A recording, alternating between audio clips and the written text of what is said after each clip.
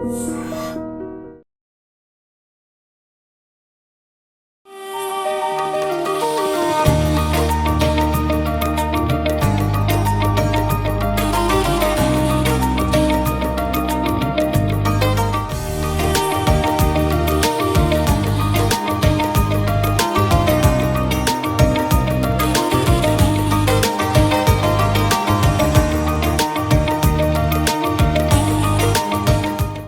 నమస్తే, welcome to I dream. నేను మీ anchor Pratyusha.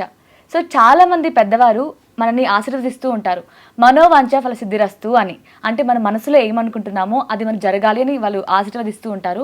But మనం అసలు మనసులో ఏం కోరుకోవాలి, మనం కోరుకున్నది అసలు మంచి చేస్తుందా లేదంటే మనకి చెడు చేస్తుందా, ఇలాంటి డౌట్స్ చాలా ఉంటాయి కదా. సో దీని గురించి క్లియర్గా తెలుసుకుందాం. ఈరోజు మనతో పాటు మన స్టూడియోలో Anantha Shakti founder, spiritual guru, law of attraction, manifestation expert Anantha Sai Krishna garu మనతో పాటు ఉన్నారు. సో సార్తో మాట్లాడి మన విషయాలు తెలుసుకుందాం. నమస్తే సార్. నమస్తే అండి. సార్, చాలామంది పెద్దవారు పిల్లల్ని దీవిస్తూ ఉంటారు, మనోవాంఛ ఫల సిద్ధిరస్తు అని. అంటే నీ మనసులో అనుకున్నది నెరవేరాలి అని వాళ్ళు దీవిస్తూ ఉంటారు. కానీ అసలు మనం మనసులో కోరుకున్నది అది మనకి మంచి చేస్తుందా లేదంటే చెడు చేస్తుందా అనే క్లారిటీ మనకే ఉండదు. సో దాని గురించి ఎక్స్ప్లెయిన్ చేస్తారా సార్? ఇక్కడ చూడండి, మనం పెద్దవాళ్ళ దగ్గర ఆశీర్వాదం తీసుకునేటప్పుడు వాళ్ళు తదాస్తు అని జీవిస్తారు. తదాస్తు అంటే నువ్వు ఏదైనా కోరుకుని అది జరుగుతుందని. అవును. ఇక్కడ అంటే యూనివర్స్ సిద్ధాంతం కూడా అదేనండి. నువ్వు ఏదన్నా కోరుకో, దానికి తదాస్తును దీవించడం ఒకటే యూనివర్స్కి తెలుసు. మనం ఏం కోరుకుంటున్నామో అది కోరుకోవడం వల్ల మనకు మంచి జరుగుతుందా చెడు జరుగుతుందా అని మనకు క్లారిటీ ఉండాలి. ఇప్పుడు చూడండి, మనము ఏదన్నా ఇది నాకు అనుకోకుండా నా లైఫ్లోకి వచ్చింది ప్రాబ్లం అని మనం అనుకుంటామండి. ఇక్కడ అనుకున్న వాళ్ళు ఒకసారి బ్యాక్ వెళ్ళండి అని చెప్తానండి. బ్యాక్ వెళ్ళి మన ద్వారా ఎవరు ఇబ్బంది పడ్డారు, మనం ఎవరిని ఇబ్బంది పెట్టాము అంటే మానసికంగా కానీ శారీరకంగా కానీ. అంటే ఇక్కడ మనుషులు ఒక్కటే కాదండి, కొన్ని జంతువులు కూడా. అంటే ఇప్పుడు ప్రాణం ఉన్న ప్రతిదాన్ని మనం గతంలో దేన్నైతే బాధ పెట్టామో ఒకసారి గుర్తు చేసుకున్నా అని చెప్తున్నాం. మనం ఎన్ని పూజలు చేసినా కూడా చాలామంది వస్తుంటారు మా దగ్గరికి. నేను రోజు పూజ చేస్తుంటా, ఉదయం రాత్రి, ఇవన్నీ చేసినా కూడా నాకు ఈ కష్టాలు తీరట్లేదు, బాధలు తీరట్లేదు అంటే చెప్తూ ఉంటారు. అంటే మనం కొన్ని రోజుల కిందట మనము ఇక్కడ కూర్చొని ఉన్నాం. ఇప్పుడు ఒక 3 days బ్యాక్ ఏం టిఫిన్ చేసామో చెప్పంటే మనం చెప్పలేము, గుర్తుండదు. అంటే మనం 3 days బ్యాక్ చేసిన బ్రేక్ఫాస్ట్ మనకు గుర్తుండదు. అలాంటిది ఒక 1 week back, 1 month back, 1 year back అంటే మన ద్వారా ఎవరు మానసికంగా బాధపడ్డారో అవన్నీ మనకు గుర్తుండవు అనమాట.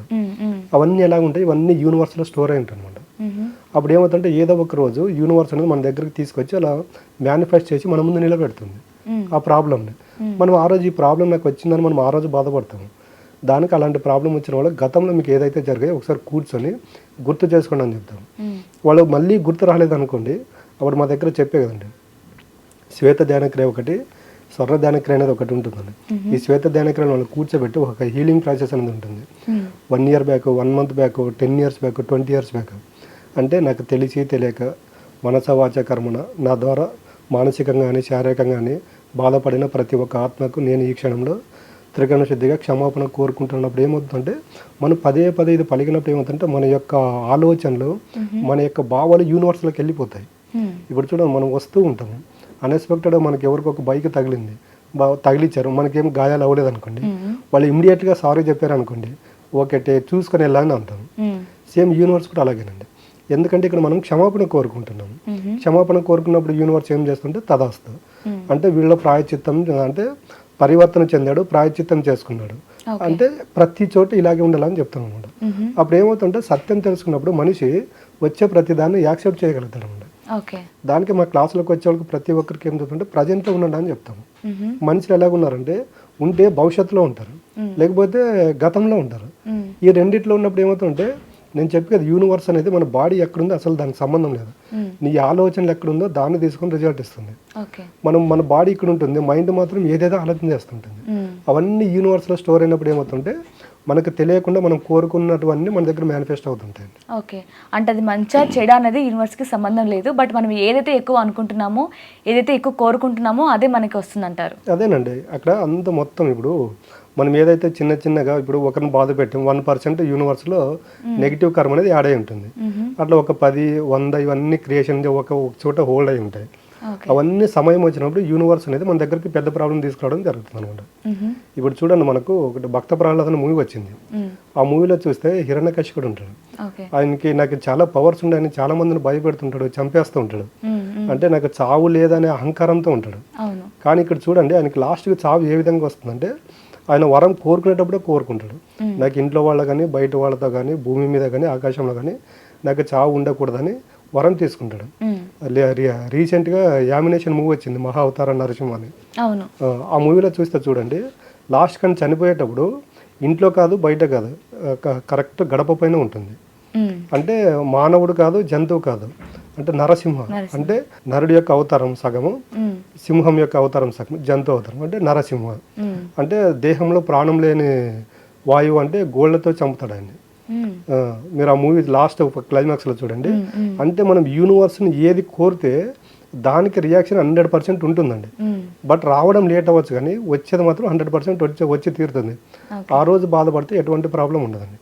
అదే చూడండి, ఇక్కడ ఆయన క్యారెక్టర్ తీసుకోండి, ఆయన నెగిటివ్ ఉంటుంది.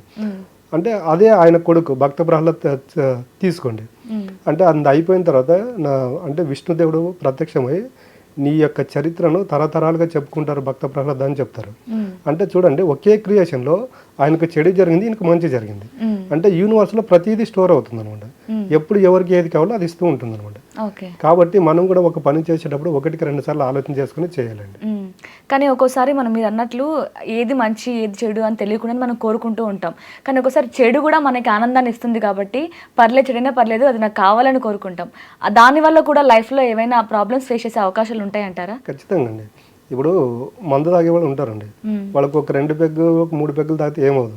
అలాగే కంటిన్యూగా ఒక 1 మంత్ వరకు కంటిన్యూ తాగుతూ ఉన్నారు అనుకోండి, నాకు సంతోషం ఉంది దాన్ని నేను తాగుతూ ఉంటాను అనుకున్నారు అనుకోండి, 1 మంత్ తర్వాత వాళ్ళ బాడీ ఏమవుతుందండి, బాడీ అనేది డ్యామేజ్ అవుతుంది. అప్పుడు బాధపడే లాభం ఉంది. ఆ తాగేటప్పుడు డిసైడ్ చేసుకోవాలి. అంటే నేను కంటిన్యూ తాగితే తర్వాత వచ్చే ప్రాబ్లం కూడా నేనే ఫేస్ చేయాలని వాళ్ళు ఆ రోజు డిసైడ్ అవ్వాలి. 1 మంత్ తర్వాత దాన్ని బాధపడితే దానికి సంబంధం ఉండదు, యూనివర్స్కి అవన్నీ సంబంధం లేవండి. ఫస్ట్ నువ్వు ఏదైతే నువ్వు ఒక పని చేసేటప్పుడు ఆలోచన చేయాలి, దాని రిజల్ట్ వచ్చిన తర్వాత నువ్వు బాధపడితే నాకు సంబంధం లేదంటుంది. మనకు రీసెంట్గా ఇంటర్ రిజల్ట్స్ వచ్చాయి. అంటే దాంట్లో చూడండి, A grade, B grade, C grade వచ్చింటాయి. అంటే రిజల్ట్ వచ్చిన తర్వాత నాకు బి గ్రేడ్ వచ్చింది, సి గ్రేడ్ వచ్చిందని బాధపడితే అది తప్పు స్టూడెంట్దే. ఎగ్జామ్కి ప్రిపేర్ అయ్యే ముందు అప్పుడు నువ్వు డిసైడ్ అవ్వాలి, నేను బాగా చదువుకుని ఆ రోజు బాగా చదువుకొని రాసింటే ఈరోజు నాకు ఏ గ్రేడ్ వచ్చేది కదని. అప్పుడు గతంలో తప్పు చేసి ప్రజెంట్లో నేను బాధపడతానంటే దానికి యూనివర్స్ ఒప్పుకోదు, ఏ భగవంతుడు కూడా ఒప్పుకోడండి.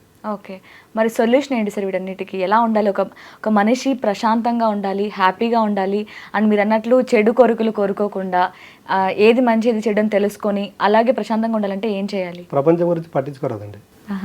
ఎప్పుడు మనతో మనం ఉండాలి. ఎప్పుడైతే మనతో పాటు మనం ఉంటామో మన ఆలోచనలు వేరే వాళ్ళ గురించి ఆలోచన చేయమండి. అప్పుడు ఏమవుతుందంటే మనలో ఈర్ష్య, ద్వేష, పగ, ప్రతీకారాలు ఉండవు. మనిషి యొక్క మెంటాలిటీ చెప్తానండి, మనకన్నా డబ్బు ఎక్కువ ఉన్న వాళ్ళని చూస్తే మనకు అహంకారం అంటే ఈర్ష్య పెరుగుతుంది. అదే మనతో పాటు మనం ఉన్నాం అనుకోండి, మనకు తత్వం బోధపడుతుంది. ఓహో, వాడు కష్టపడాడు, సంపాదించుకుంటాడు, ఓకే. అంటే ఇలాంటి ఆలోచనలు ఎప్పుడైతే మనం నిత్యం చేస్తూ ఉంటామో దేనికి మనము భయపడాల్సిన అవసరం ఉండదు. నాకు ఏదో జరిగిపోతుందన్న భయం కూడా ఉండదండి. కాబట్టి మనిషి ఎప్పుడు సాక్షిభూతంగా ఉండాలి, ప్రజెంట్లో ఉండాలండి. ఓకే, సో వీటన్నిటి గురించి మీ దగ్గర క్లాసెస్ ఏమైనా కండక్ట్ చేస్తున్నారా సార్? అదే చెప్పాం, మన దగ్గర మనిషికి 3 సమస్యలు అండి. 3 సమస్యలు కలిపి ఒకే క్లాస్ ఉంటుంది అంటే ఫుల్ డే సెషన్ ఉంటుంది. ఆ ఫుల్ డే సెషన్లో అంటే 3గా డివైడ్ చేయడం జరుగుతుంది. అంటే మార్నింగ్ సెషన్లో డబ్బు గురించి, మా ఆఫ్టర్నూన్ సెషన్లో హెల్త్ గురించి, రిలేషన్ గురించి. అంటే అక్కడ ప్రాక్టికల్గా మనం ఇందాక చెప్పాం కదా నరసింహ అవతారం అని, అంటే వాళ్ళకి ప్రాక్టికల్గా కొన్ని వీడియోస్ వేసి చూపించడం జరుగుతుంది. అంటే మన గతంలో వీళ్ళు ఎందుకు ఈ మైండ్ సెట్తో ఉండడం వల్ల వీళ్ళకి ఎందుకు ఇలా జరిగింది అంటే అక్కడ నేను చెప్పేది చెప్తూ అక్కడ వాళ్ళకి ప్రాక్టికల్గా కొన్ని వీడియోలు చెప్పినప్పుడు ఏమవుతుందంటే చూపడం ద్వారా వాళ్ళు రియాక్ట్ అవుతున్నారు అక్కడ. అంటే ఇన్ని రోజులు నన్ను ఎవరో భగవంతుడు కాపాడుతాడు అనుకున్నాను, భగవంతుడు కష్టపెడతాడు అనుకున్నాను, కానీ వీటన్నింటికి కారణం నేనే అని అక్కడ వాళ్ళు రియలైజ్ అయినప్పుడు ఏమవుతారంటే ఇంటికి వెళ్ళి మళ్ళీ మేము పంచభూతాల దీక్షను ఒక 41 days వాళ్ళని రోజు ఫాలోఅప్ చేస్తుంటామంట. ఇది ఆఫ్లైన్ అనేది 1 day ఒక ఇంపాక్ట్ నెక్స్ట్ క్లాస్కి వచ్చేంత వరకు వాళ్ళకి డైలీ ఫాలోఅప్ చేస్తుంటారు కదా, ఈ ఇంపాక్ట్ వాళ్ళపైన ఉంటుందండి. ఓకే, సో అంటే ఇప్పుడు మీ క్లాసెస్కి అటెండ్ అయితే హీలింగ్ ప్రాసెస్ ఉంటుంది, సో దాని ద్వారా మనిషి హ్యాపీగా ఉంటారు, ఎలాంటి ప్రాబ్లం రాదని చెప్తున్నారు.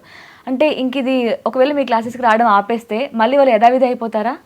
ఉండదండి, వాళ్ళకి అక్కడ మెంటల్గా స్ట్రాంగ్ చేసి పంపిస్తాం. అంటే నేను మా క్లాస్కి వస్తే నేను అదే చెప్తాను, నా క్లాస్కి వస్తే మీకు కష్టాలు తీరిపోతామని అనుకోకండి. ఆ కష్టాలను చూసే విధానం వాళ్ళకి తెలుస్తుందండి.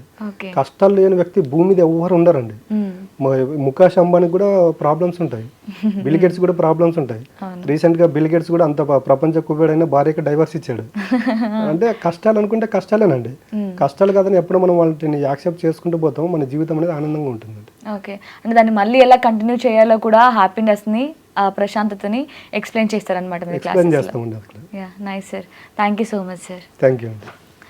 సో ఈ సార్ క్లాసెస్కి అటెండ్ అవ్వాలనుకుంటే మనకి స్క్రీన్ మీద కనిపిస్తున్న నెంబర్కి కాంటాక్ట్ అవ్వండి. సో క్లాసెస్ గురించి మరింత డీటెయిల్స్ కూడా ఇవ్వడం జరుగుతుంది. ఇఫ్ ఇన్ కేస్ మీకు ఏమైనా డౌట్స్ ఉన్నాయి, సార్తో డైరెక్ట్గా మాట్లాడాలి అంటే కాంటాక్ట్ అవ్వండి, లేదంటే కామెంట్ చేయండి. Thank you so much for watching. And for more videos, Please subscribe to iDream. Please subscribe to iDream. Please subscribe iDream. And please subscribe to iDream. For more videos, subscribe to iDream. please like, share, and subscribe to the channel. Congratulations, iDream. subscribe to iDream. Subscribe to iDream. So subscribe to iDream Media. iDream की iDream team अंदर की huge congratulations. Please subscribe iDream Media. Please subscribe to iDream. Subscribe iDream. Please subscribe to iDream. iDream అంటే నా కళల channel subscribe చేసుకున్న నోరు తిరుగుతలేదు, మీరైతే గంట గుర్తు కొట్టండి. For more such videos, please subscribe to iDream. Subscribe to iDream. Please subscribe to iDream. Please subscribe iDream Media. Please do subscribe to iDream. Please subscribe to iDream Media. For best entertainment and information, please subscribe iDream. And don't forget to subscribe to iDream.